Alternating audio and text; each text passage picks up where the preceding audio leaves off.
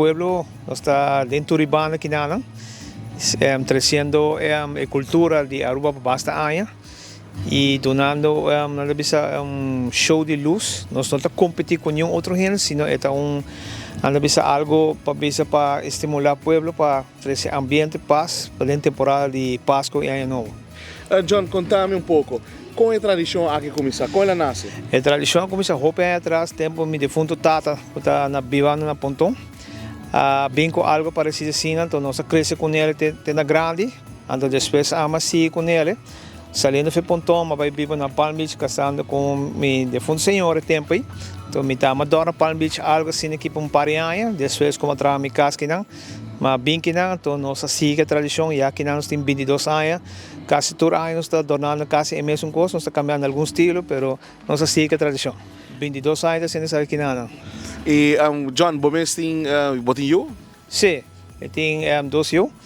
E não estamos seguindo a tradição, mas não estamos ajudando a work de chiquito, na hora que nós ajuda outra, ou que na grande, não estamos seguindo a tradição e não lo sigue também com ele para sempre. Então, não se acaba não ajudando a mim, nessa instalação de turco seção, então me quer que não lo sigue crescer mais em detalhes para mais futuro, então nós lo sigue do pueblo de Aruba, nós vamos bonito show durante a temporada de dezembro.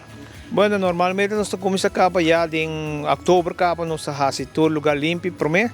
Nós começamos direito aqui aia, então já nós começamos em mês de novembro e vamos preciso mais ou menos net fim de novembro nós começamos a fazer luz total para ter o dia 13 de rei. Na janeiro nós está pagando a beca.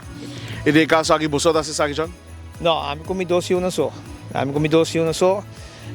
Nós começamos de chiquito, nós sabemos, nós estamos em instrução com nós põe não, e assim nós está cada ano acaba nós aqui com nós está vai cambia para nós todo ano nós temos a casa mesmo, então nós queda cambia, então para queda mais bonita cada ano para nós ter uma boa apresentação na pueblo.